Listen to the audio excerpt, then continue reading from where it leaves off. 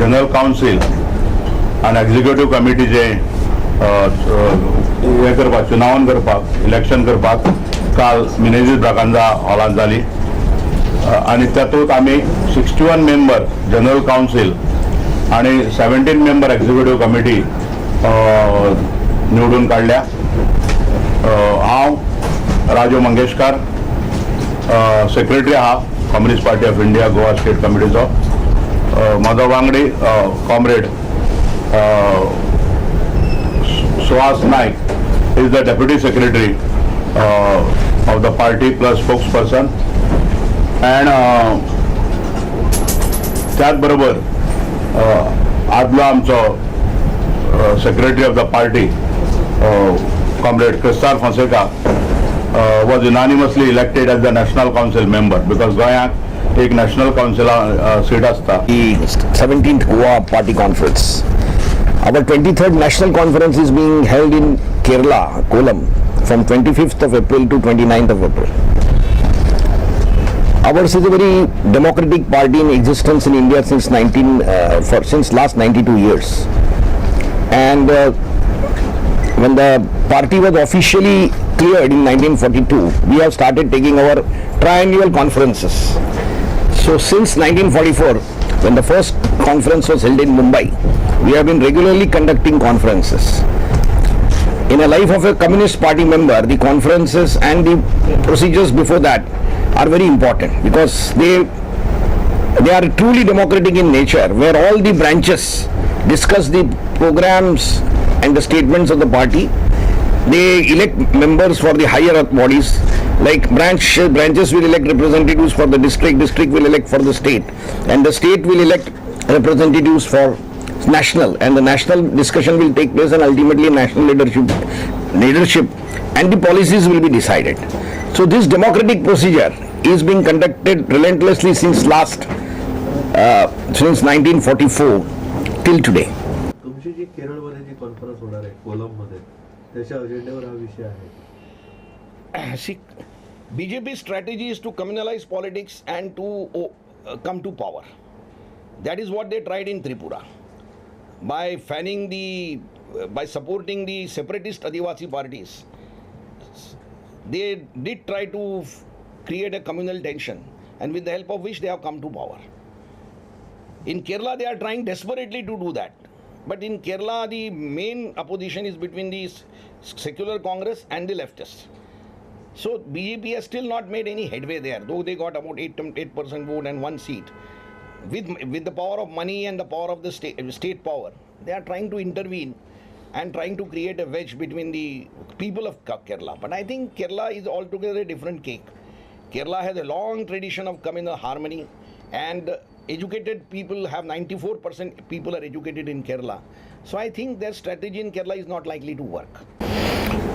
सगळे विरोधक एकत्र येणार आहेत का ह्या प्रश्नाचं उत्तर आहे प्रत्येक स्टेटमध्ये भारतीय जनता पार्टीचा पराभव करण्यासाठी वेगवेगळ्या पद्धतीने लोक एकत्र येत आहेत आणि राजकीय पक्षही एकत्र येत आहेत.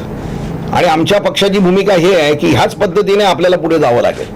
मी हे मुद्दामून का सांगतो, उदाहरणार्थ कारण का पूर्वीची काँग्रेस आता राहिलेली नाही.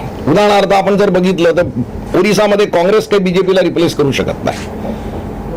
तामिळनाडूमध्ये पण तेच आहे, तेलंगणामध्ये तेच आहे, आंध्र प्रदेशमध्ये तेच आहे. असे बरेच प्रांत तुम्हाला दिसतील, उत्तर प्रदेश, बिहार, की जिथे काँग्रेस हा काही डिसायसिव्ह फोर्स राहिलेला नाही. त्यामुळे प्रत्येक ठिकाणी प्रत्येक स्टेट स्पेसिफिक तुम्हाला सिच्युएशन लक्षात घेऊन बीजेपीचा पराभव करण्यासाठी एक व्यापक आघाडी करावी लागेल असं आमच्या पक्षाची भूमिका आहे. आणि त्या दृष्टीने आमचा प्रयत्न चालू आहे आणि त्याला मर्यादित यश मिळत आहे. पण हा प्रोसेस आहे, हे काय एका रात्रीत होणारी घटना नाही आहे. हा एक प्रोसेस आहे आणि त्या प्रोसेसमधनं आम्हाला वाटतंय की एकीकडे तो प्रोसेस आम्ही करतोय आणि दुसरीकडे जनतेचा दबाव आहे. तुम्ही जर बघितलं की शेतकऱ्यांची आंदोलनं चालू आहेत, कामगारांची आंदोलनं चालू आहेत, विद्यार्थ्यांची आंदोलनं चालू आहेत, या सगळ्या मायनॉरिटीजची आंदोलनं चालू आहेत, आदिवासींची आंदोलनं चालू आहेत.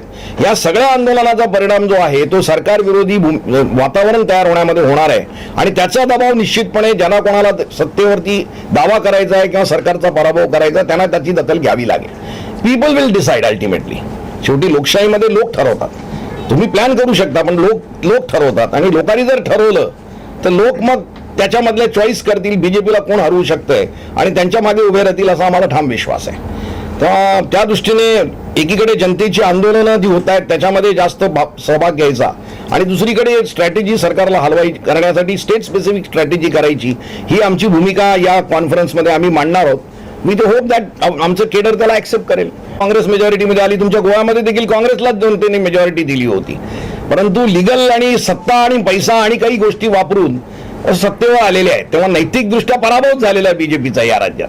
तेव्हा बीजेपीची जी स्लोगन मॉंगरिंग जे आहे की काँग्रेस मुक्त आणि डावे मुक्त भारत करू, हे एक टेम्पररी उन्माद आहे, तो काही जास्त काळ टिकणार नाही आणि जनता त्याला काही सपोर्ट करणार नाही याची आम्हाला खात्री आहे. कन्सर्न आहे आणि ते आपल्याला लोक रस्त्यावर उतरल्यानंतर दिसलेलं आहे.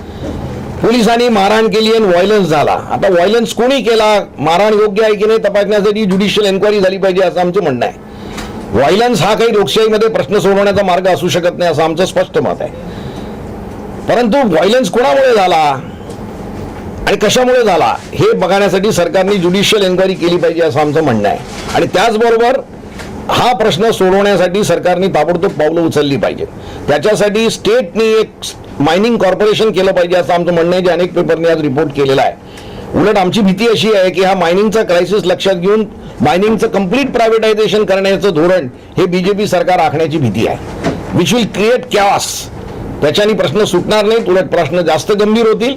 कायदा मायनिंगच्या देशाला लुटणारे लोक जे मायनिंगमध्ये आहेत त्यांना वाचवण्यासाठी कायदा बदलण्याची भाषा केली जाते.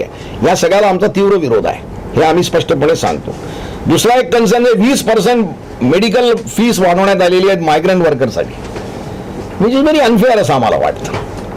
देशामध्ये कुठल्याही देशातल्या भागातून इथे काम करणारा येणारा मनुष्य त्याची जबाबदारी सरकारची असते.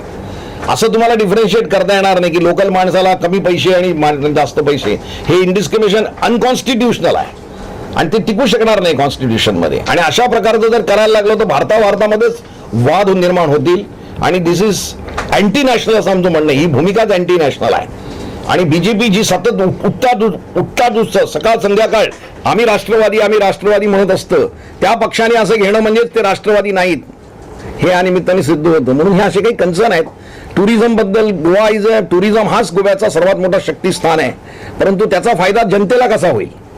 इथल्या हॉटेल इंडस्ट्रीमध्ये मिनिमम वेज नाही, अनेक ठिकाणी मिनिमम वेजचं अपग्रेडेशन नाही, ते झाल्याशिवाय स्थानिक लोक येणार नाहीत.